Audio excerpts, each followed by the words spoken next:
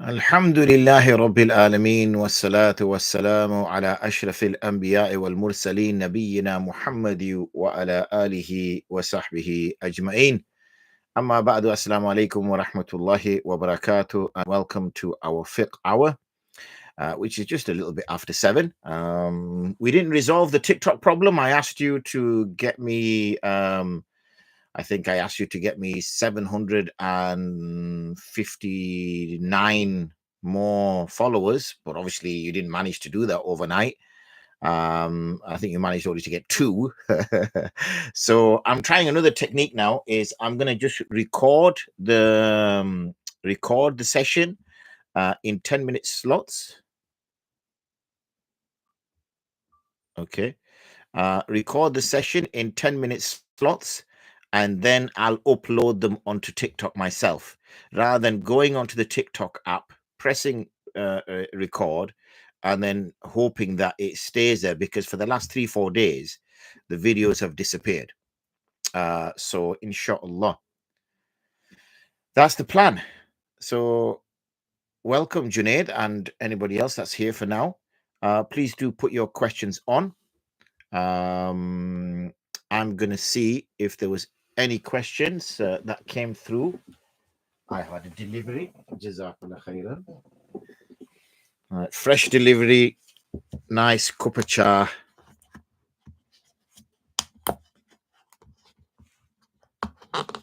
So I can enjoy my tea. I'm not doing any promotional advertising, so I have to cover the cup. Bismillah. So there's no product placement, as the saying goes.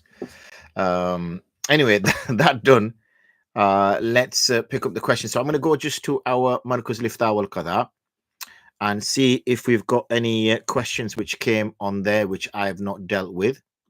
So let's go to the gents first. And I think all the gents was done. Alhamdulillah, that's brilliant. That's that done. That's done. Wait a minute. There was this question. Assalamu alaikum. Is dealing in stocks halal? Okay. Is dealing in stocks halal? So this is about the stocks, for example, in which a person is buying parts of a business that you can get via the stock exchange. That's where you find it on.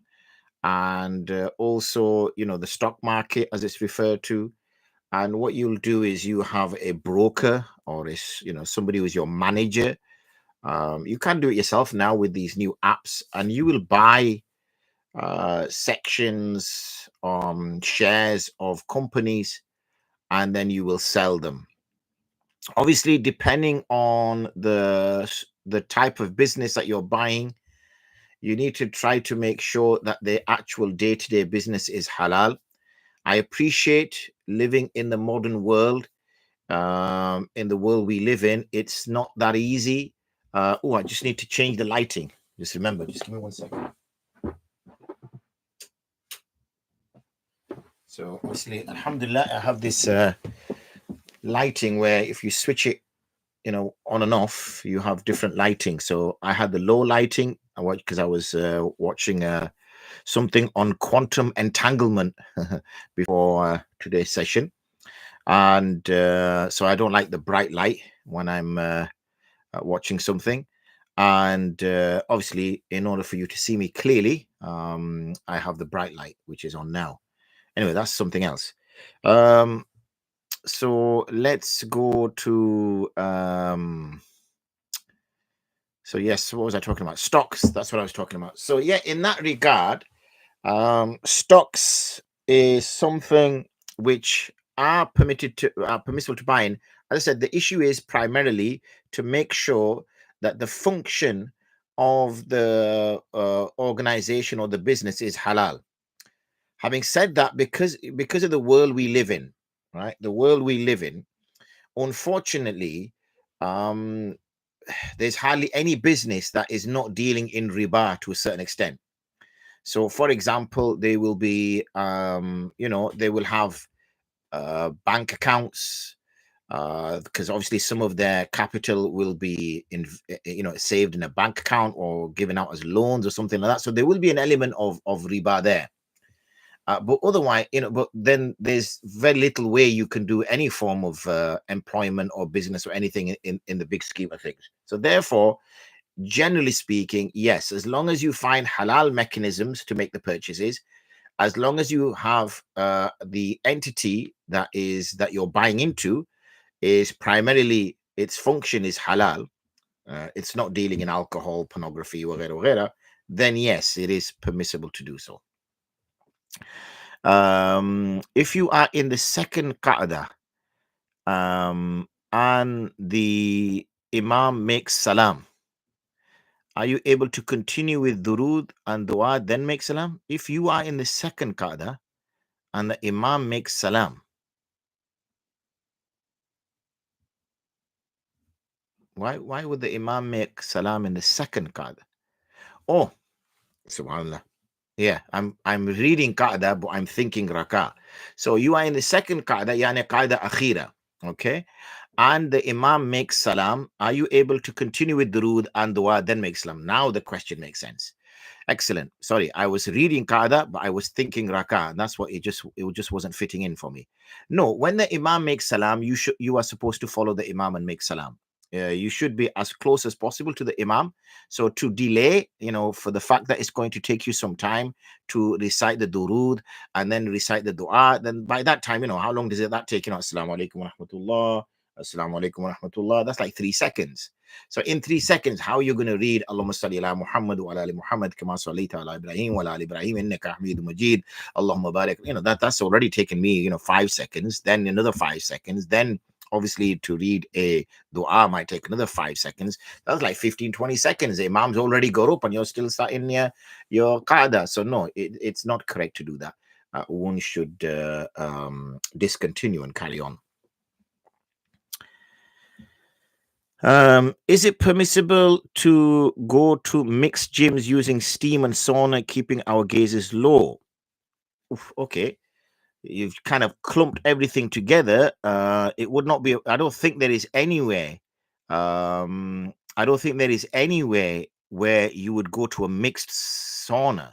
I don't think that exists. I'll be very surprised if something like that exists, and I'll be very surprised if a mixed steam room exists. I just do not think they permit the two genders to mix for obvious reasons, like you don't have mixed changing rooms.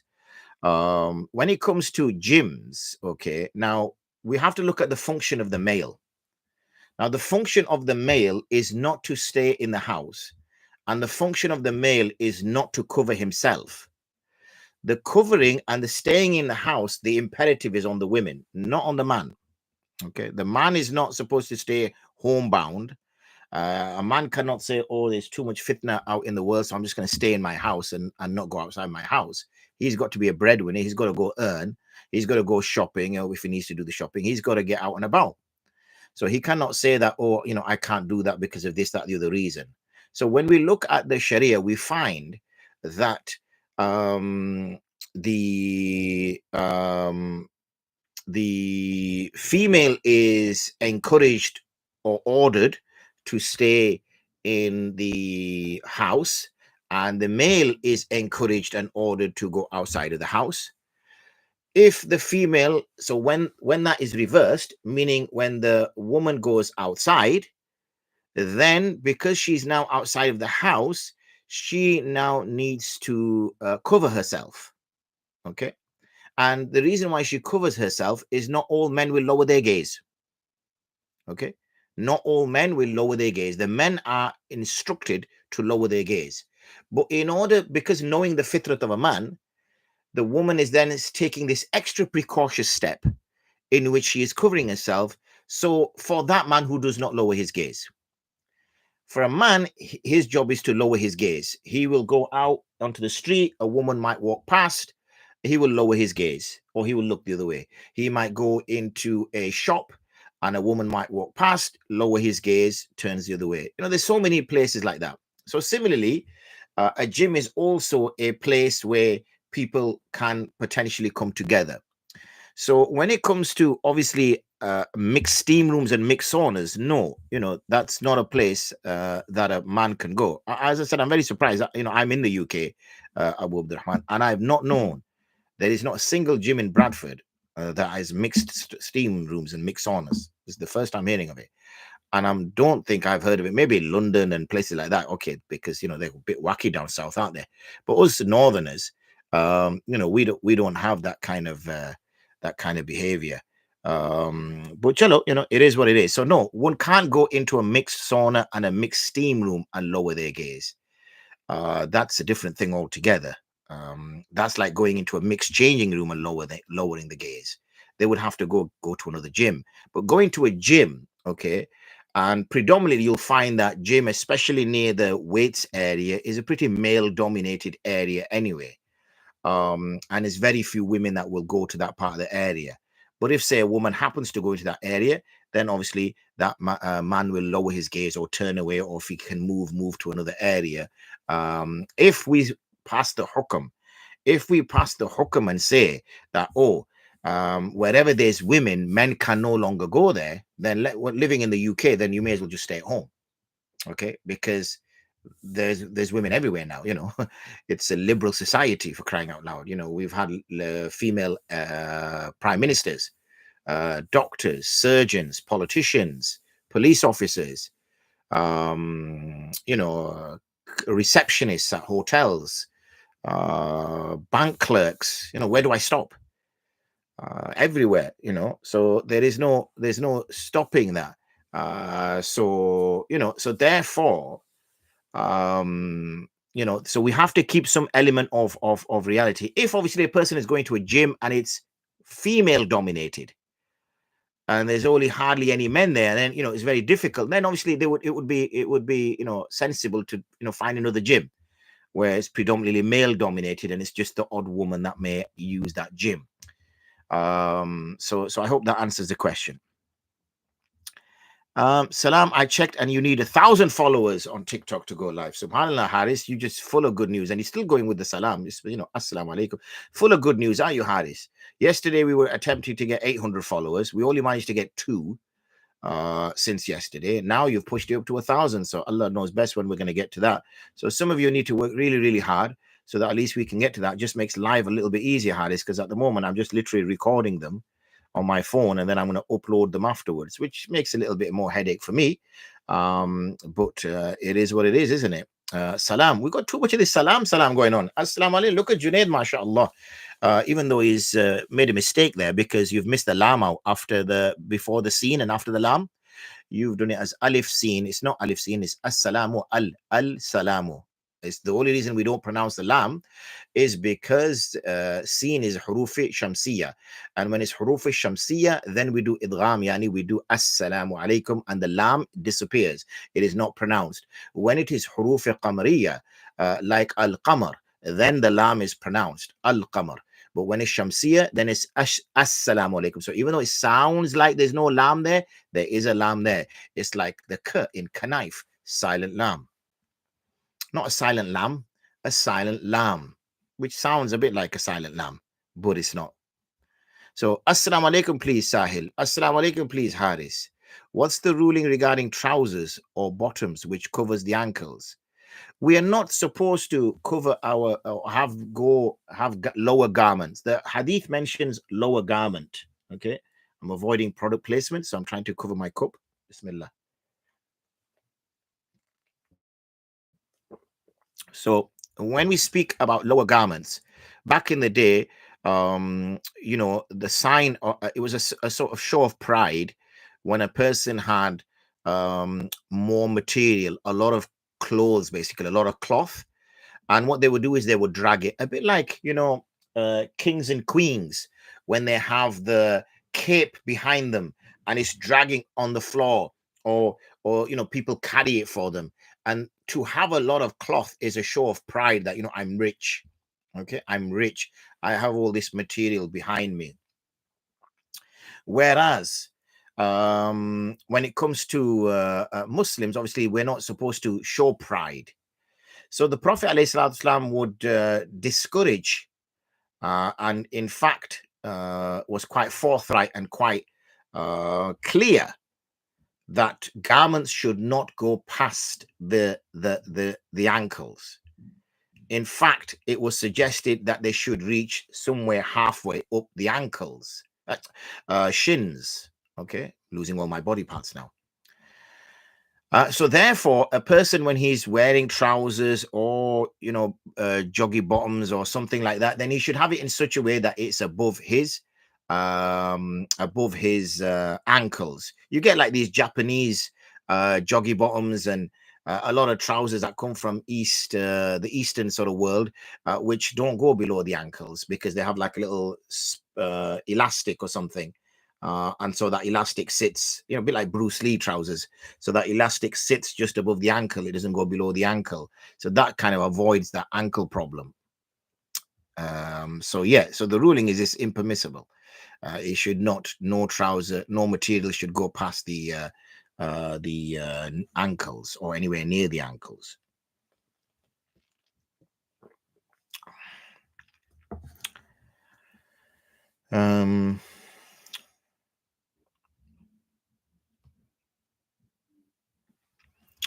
Is surma permissible in fasting? Yes, surma is permissible in fasting. There is that's why when we have scripture that shows its permissibility, even though there is and has been proven that sometimes, when you put eye drops in, you do get a taste of it at the back of your throat. So that shows obviously that there is a way the orifices are there to access the behind the face. However, we've seen obviously the Prophet ﷺ applying surma, kohol, and therefore it is considered as valid and it would be permissible to do so.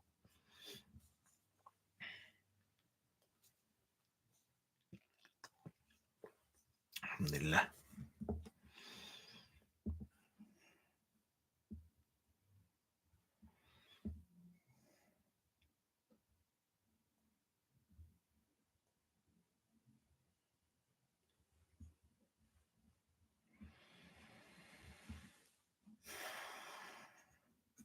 Alhamdulillah, looks like we have satisfied everybody. Oh, hold on. If someone wakes from a coma midway through Ramadan, would they need to make qada of the first half they missed? I'm sure I answered that previously. And I'm trying to remember what I said previously.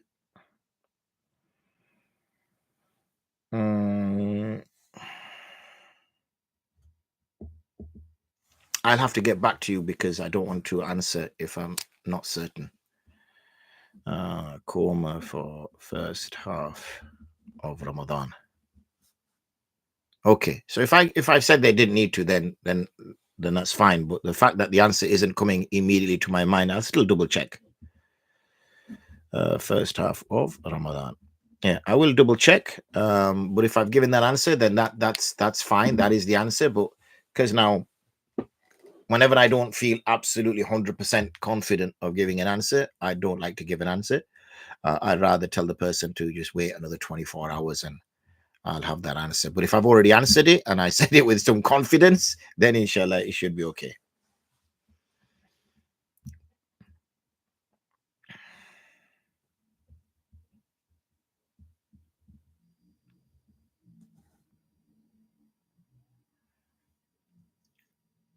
Why is there a kafara for swallowing the saliva of their spouse? It's an interesting question. It says spouse, and also, if I remember correctly, the books of fiqh mention his close friend, not just one spouse. The reason I can only think, and this is literally thinking about it now because I may have thought about it in the past, but it's not really, I've not given it much thought lately, is because there's some lazat in it. There's some kind of enjoyment out of it. Okay. A spouse's saliva, a wife's saliva, for example. There's lazat in it. There's some enjoyment out of it. and hence the reason why kafara will be required on that basis, whereas not if a person accidentally swallows his child's saliva.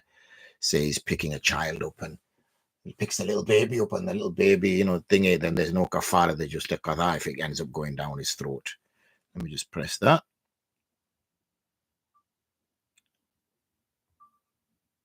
I'll record again. Are any musical instruments allowed? The question comes with the whole point of musical. Instruments are allowed, but instruments which serve a purpose. So, for example, when the Muslims were deciding on what to use to call people for salah, then there was some conversation around it's like a drum, which is a long hollowed out piece of wood, and which you hit, and because it's a hollowed out piece of wood, it makes sound, and you can put holes in it, and then it makes different types of sounds. Similarly, for example, the Jews would use a horn, like and so that was discussed. Bells were discussed.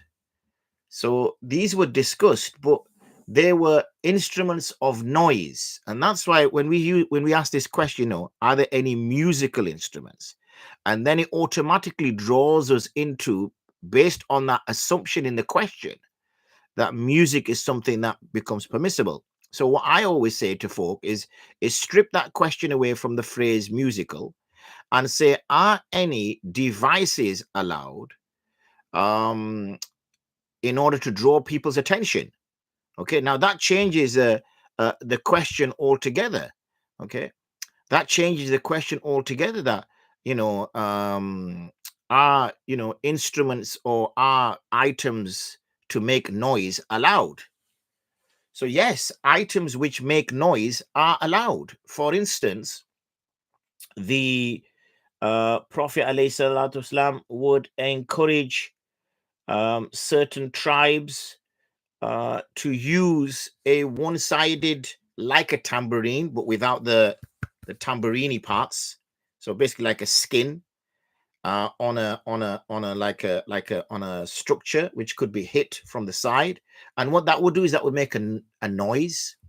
Okay. Similarly, we see that similar device being used. We know, for example, a slave woman, beating on something like that, and then she puts it underneath her. She carries on when the Prophet ﷺ walks in, and in fact in front of the other Sahaba. But when Sayyidina Umar walks in, then she places it under her and sits on it. So we can see, so there seems to be like a gray area, okay? Because we see, for example, those two young girls playing an instrument or playing this device. Look, even I'm now falling into that phrase, and using an item to beat on it, and as a consequence, they are, the Saint Abu Bakr walks in and he takes issue with it, and he says, Mazamiru Shaitan, why are you doing this in front of the Prophet alayhi salatu wasalam? So we can see that it's a gray area, because why did, for example, Sayyidina Abu Bakr say that? Why didn't the Prophet forbade it? Why did the lady sit under this particular drum when the Sayyidina Abu Umar walks in, whereas she doesn't do that when the other companions walk in? So you can see it's a gray area. The issue now is when we use the phrase musical instrument. Well, musical instruments now are next level, aren't they, really? We're not talking about a simple beating of a drum or something. These are like, and what they do, you see, is they kind of get you into that mood. They get you into that zone. People who do listen to music, they'll tell you, there's something about music which moves you. There's something about music which can impact upon you. It can kind of motivate you, when you're trying to do something. It can be soothing as well, quite relaxing as well when you want to just sit down. So it has a clear effect on moods. It has a clear effect on the human fitrat. There's no doubt about it. And the issue that it has, because of this power that it holds over the human, okay, is that what you're doing is this power that it holds is that it can move a person away from focusing on his deen, focusing on his ibadah, and now music becomes like a pastime for him. And now he wants to, he has a particular artist that he's listening to, and he's waiting for this artist to come up with a new song, and he can't wait for this new song to come out. And you see particularly young people, teenage girls, people who are not vulnerable but easily I've forgotten the phrase, easily impacted. They are now being influenced by this. And then they cry when they're watching their famous pop artists. They'll put their posters up in their rooms. They become kind of besotted by it. So it's not just this little element. There's a whole holistic kind of concept. And then when you look at now, what we see, for example, is especially when there's women artists, female artists, then there'll be lewdness. They'll be dressed inappropriately. They'll be singing in a seductive way. They will be sexualizing their songs. So they become role models for young girls. Young men are besotted by them. So it's a whole industry, you see. And also we know that it plants the seeds of nifaq inside a person's heart. So you can see that it's not just this simplistic kind of like, can you beat on a drum or something or whatever. It's so heavy, and it's a whole industry. And it works, it's a multi-billion-pound industry. It's a multi-billion-pound industry for a reason. So now you get this, what do you call them? All these idols, pop idols and X Factors and, The Voice and this and that and the other. And all these programs are based around music and entertaining and performing. And young people will stand in front of their, now with social media, young people will stand in front of their phones and whatever and learn new dances. And, will be one dance craze, followed by another dance craze, followed by another dance craze. And then, and that's it. And people are just being so occupied with this. So there'll be like a dance on TikTok and everybody will start doing it and copying it. And, so that your whole life. So it's a huge thing when you think about it. It's a whole religion when you think about it. How should a woman designate her place of itikaf at home? Well, the way a woman should designate her place of itikaf at home is literally the place where she would pray. Okay, so where she would pray, that is her musalla. So, for instance, what a woman should do is she should have, most likely in her own bedroom, a designated place that she prays at all the time. And only in emergency she might pray in the dining room, or she might pray in the sitting room, or she might pray in one of the children's bedrooms, or whatever. But really she should have a dedicated space so she can go in the zone. She's not being called on by her children or her husband or whatever, and she can focus. So that place should be her place of itikaf as well. During the Ottoman period, there seems to have been music therapy for treating the ill, probably of mental faculty. You find, unfortunately, music throughout the various dynasties that existed, unfortunately. Even the wazirs, and even to some extent the caliphs that existed were involved with music. There was some that were involved with drink. There were many that were involved with dancing ladies. So when a society becomes affluent, which the Muslim world became affluent pretty quickly, after the golden period and the Khulafa Rashidun, we saw, for example, people becoming exceptionally wealthy. And not everybody is like saying Umar ibn Khattab, where he comes, when he is given the keys to Al-Quds, and he's dressed in tattered clothes or something, not everybody's of that fitrat, are they? So unfortunately, money, is sometimes gets to people. It gets to people's hearts, and then as a consequence, they start getting involved in these in israf of this nature.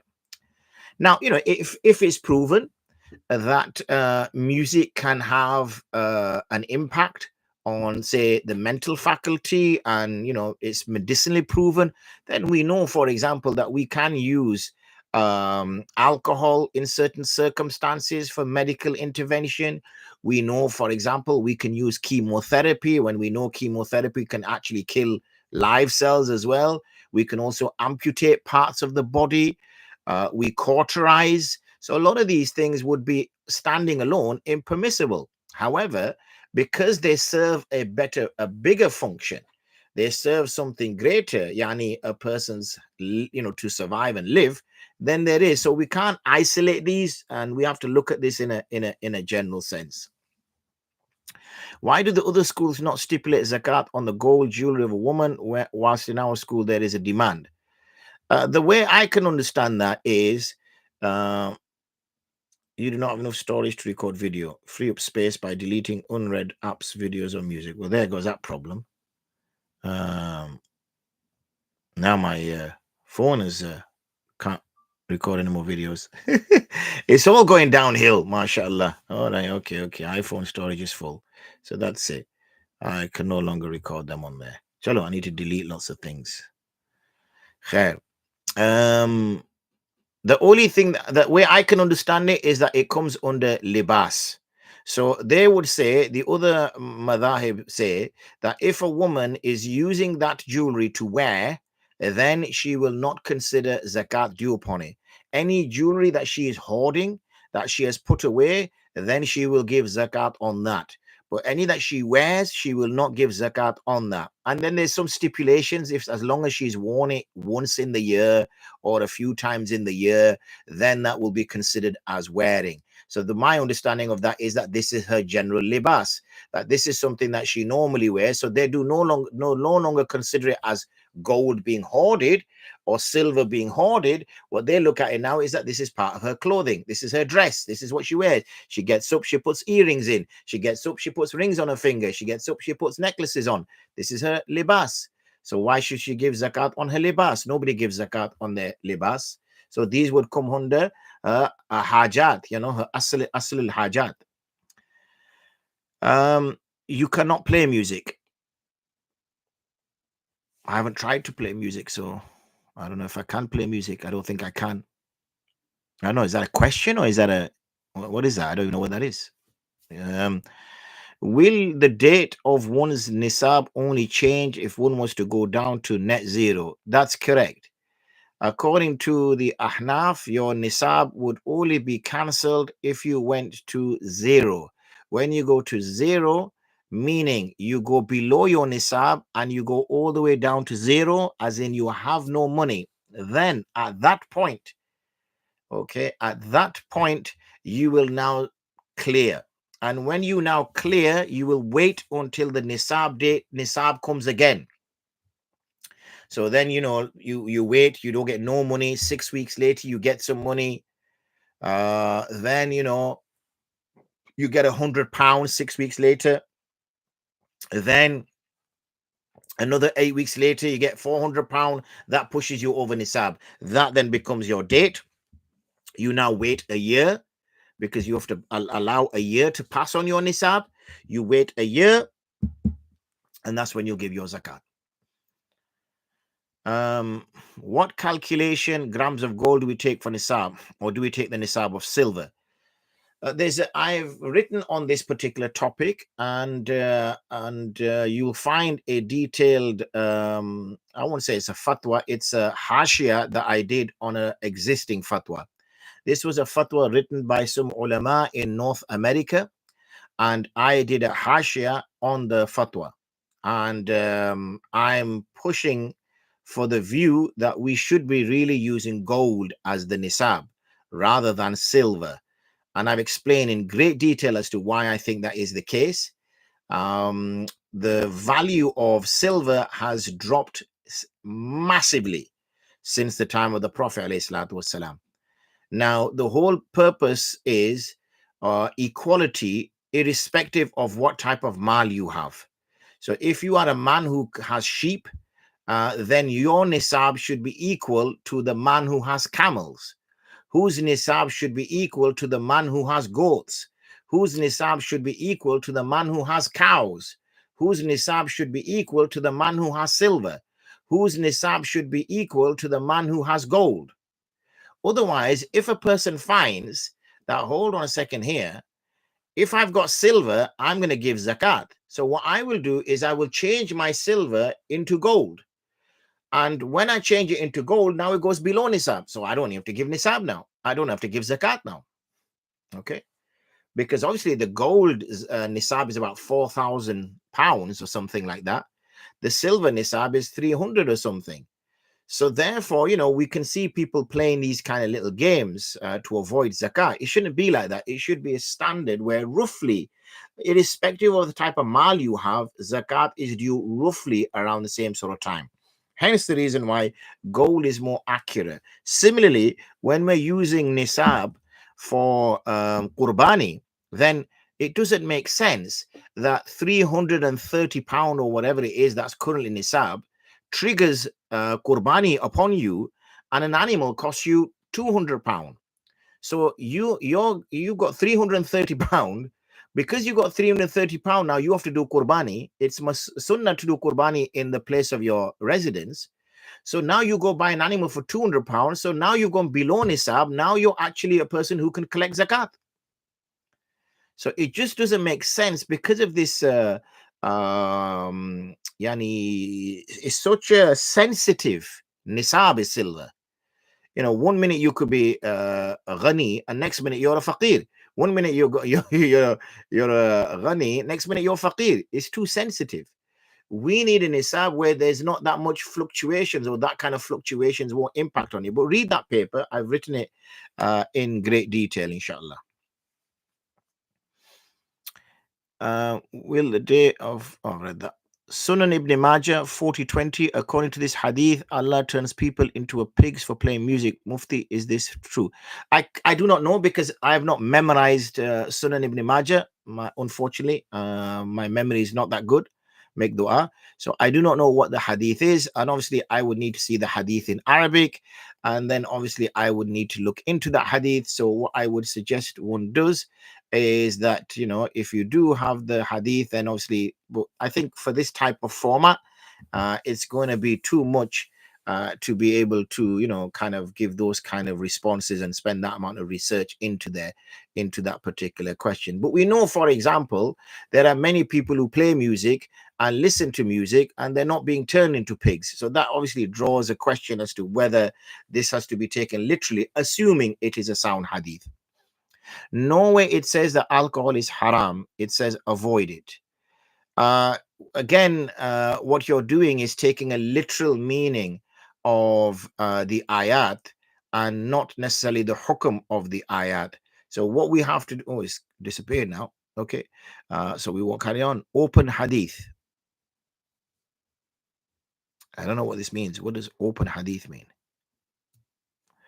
I'm confused. Anyway, if a woman agreeing to be a second wife forgoes some of her rights, would that be acceptable? There is a position, yes, that she can, of course, forego some rights which she is permitted to forego, meaning her days that her husband spends with her and things of that nature. And that can be a position that she may adopt, absolutely. Therefore it's something that can be possible. Yeah, Dr. Shmander, I saw that. I have not memorized Sunan Ibn Majah. That's why I just told you. So I cannot help you there.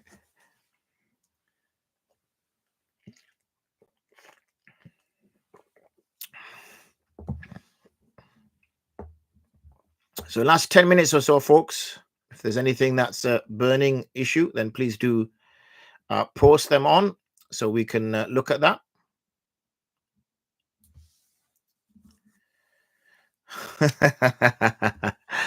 Dr. Shmander, that's not how things work. The way this works is you ask a question with regards to a particular, it's called fiqh hour. That's the first thing, not hadith hour.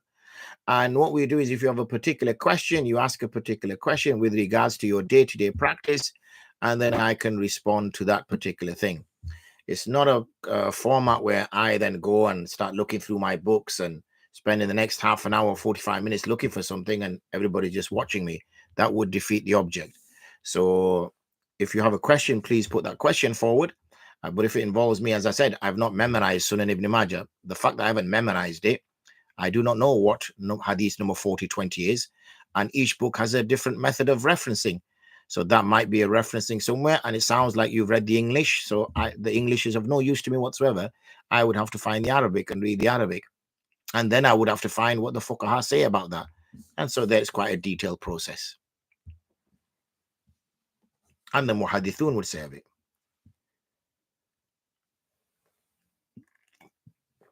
You have spoke about music a lot. This is a very short and clear hadith. I spoke about music because there was a question with regards to music, hence I gave the answer with respect to that. Again, I repeat myself. The fact that it's a very short and clear hadith, in the sense that I don't know what you're referring to, whether it's the English you're referring to or the Arabic you're referring to. I will repeat that you do not just take a hadith and apply it in that way. You would have to understand what the fuqaha have said about it. And I've said that 3 times now, so I've said that a lot as well, Dr. Shmander. Can you please explain how an imam who breaks wudu would make istikhlaaf? It's quite simple, really. All he would do is he would literally just step away. When he literally steps away, it is more the responsibility of the people behind the imam. Okay, it is more the responsibility of the people behind the imam to be aware of how they are supposed to deputize the imam. The imam doesn't have an issue because as soon as the imam has broken his wudu, he is out of the salah. And as he's out of the salah, he cannot now influence the people in the salah. So as soon as he feels, his wudu has gone, then he will walk away, okay, with minimum disruption. Now, obviously, our safs are full. So there is no way he can physically go around, go to the edge or something.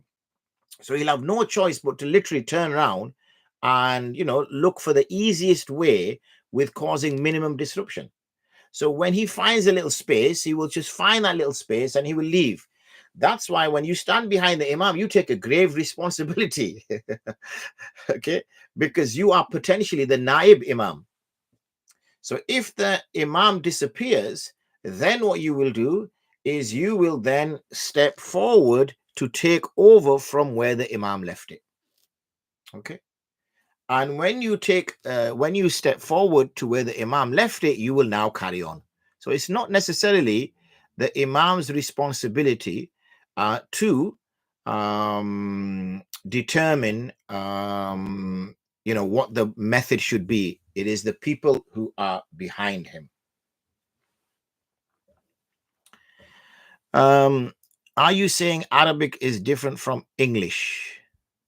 Yes, Arabic is different from English. Hadith says, Dr. Shmander, we don't go by just Googling something and finding something and then, going by that. That's not how it works. Now, I'm assuming you are an actual doctor. If you are an actual doctor, would you really just Google something when it comes to giving somebody some medical intervention? Would you say, hold on a sec here, patient, I'm not really sure what to give you. Let me just see what Google says. I would be very shocked and surprised if that's what you would do. What we would do is, as I've said to you several times now, is that you would have to go to the source texts, which are the books behind me. You would not go to Google. That is not how we study our deen. Okay, so we would go to the source text, but rather than even going to the source text, we'd probably go to a book which is written by a faqih on the subject of music.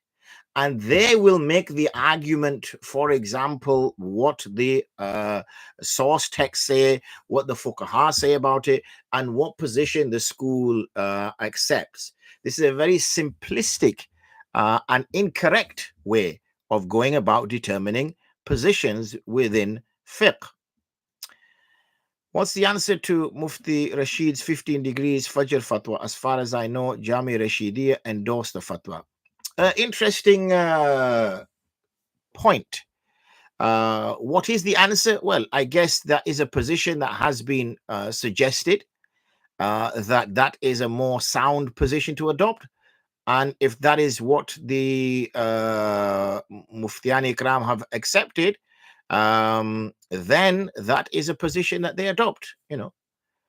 I cannot see that we have to have an answer to it. There are obviously, I've written on and I've supported the 18-degree position, but I can also see the 15-degree position as well. So, but not necessarily for Fajr, maybe for Isha.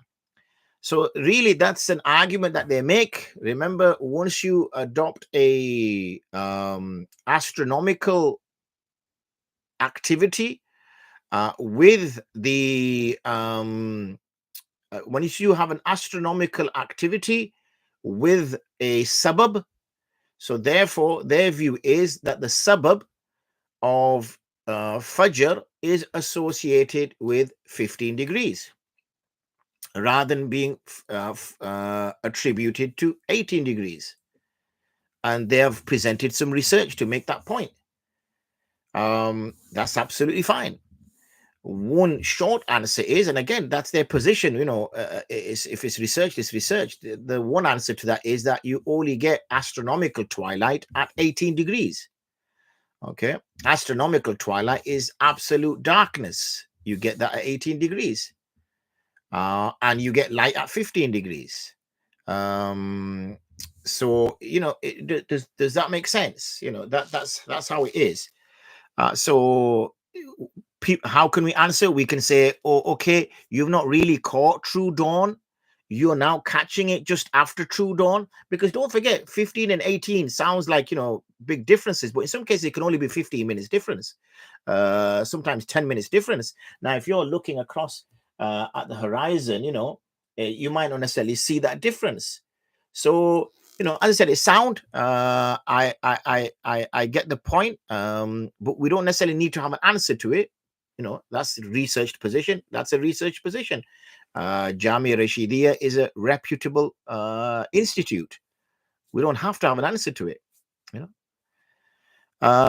What if two people or more people step forward? Well, I guess the one who makes it to the musalla is the one who will lead. Okay, I don't think there's any way of delegating. Really, there should be some sort of tartib beforehand, but we don't have it in our masajids. So the imam should say to the brother behind him that, look, agar kuch, something happens, then you please step forward. But you'll find that the people who stand behind the imam are usually the elders, who unfortunately don't really have that much of an understanding on the fiqh. So it's a kind of a person is stuck. Or go to the book. Allah. Reference Sunan Ibn Majah 420 in book reference, book 36, hadith 95, English translation, volume 5, book 36, hadith 420. Allah. What can I say? Does self-induced ejaculation necessitate kafara? No, it does not necessitate kafara. It only necessitates qada. I think Mufsab has been very clear on the format, and it not being appropriate for what you're asking. Absolutely, Junaid, barakallahu feek, jazakumullah khair for that. I think I've been quite clear. Maybe there's a language barrier. I don't know. Maybe he might not, English might not be his first language, so we will overlook his persistence. But I'll make a note anyway. If I get time, inshallah, I will look at that tomorrow. So make sure you're here tomorrow, Dr. Shmander. It's a unique name as well, mashallah. Sunan Ibn Majah. He's very eager for me to look at this.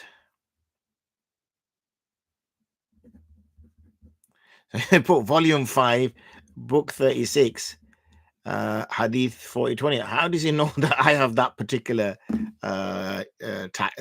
issue of book? Allahu alam. Can one in absolute need, say traveling, take the rukhsah of joining prayers? No, because that is the reason why people do Jama Bain and Salatain, because of absolute need. They don't do it because they do it for a laugh. So, that is the time they do it. Ahnaf don't accept that. You cannot bring a salah forward, and if you bring a salah at the end in the salah which comes after, then that's qada, and that exists. That's nothing new. The way we understand Jama Bain Salatain is Jama Suri, in which we delay one salah till its end time and the other salah at its beginning time. So we keep to the ayat of the Quran, which states that salah should be prayed in their own times. And also what we do is we make it convenient that we only have to stop once or twice in order to pray salah. Bearing in mind this, that how can a salah be prayed before it becomes fard upon you? That's something to bear in mind. Like, for example, you are traveling and you pray Dhuhr and Asr before Asr's time. Now, how is that Asr even valid? Because it's not even become fard upon you yet. So there's too many issues with it that make it problematic for it to be considered as permissible.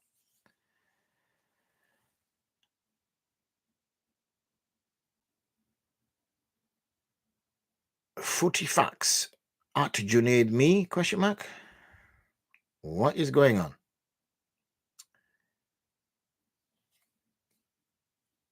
I'm more confused than ever. Today is a strange day, mashallah.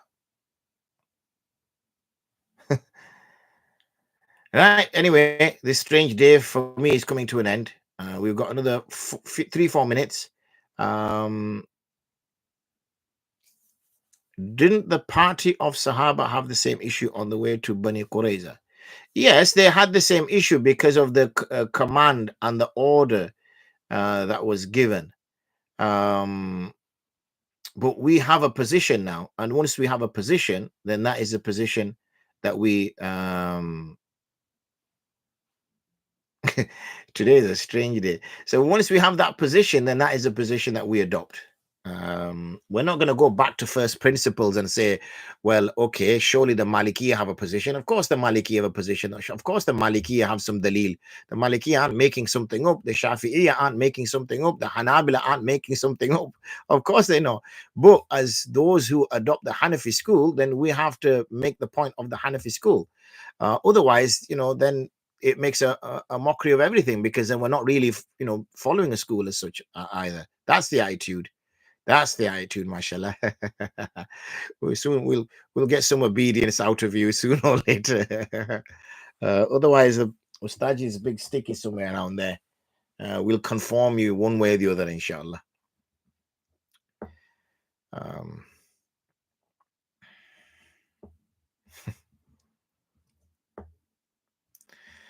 So last couple of minutes, people, if you do have a burning question, apart from Hadith in Ibn Majah 4020, apart from that, if you have any other burning question, then please do pause it now, because I have literally 2 minutes, inshallah, and I have to promptly go offline. Otherwise, Jazakumullah khairan for all of your attendance, inshallah, and we will be back same time tomorrow. On Saturday. Oh no, we won't be. Oh, actually, tell a fib. I have to attend a walima tomorrow. Okay, so because I have to attend a walima tomorrow, I will not be available. Instead, I will be available, inshallah, on Sunday. So I will see you on Sunday. Okay, I do need to depart because there's somebody at my front door. So till then, inshallah. Assalamu alaikum wa rahmatullah.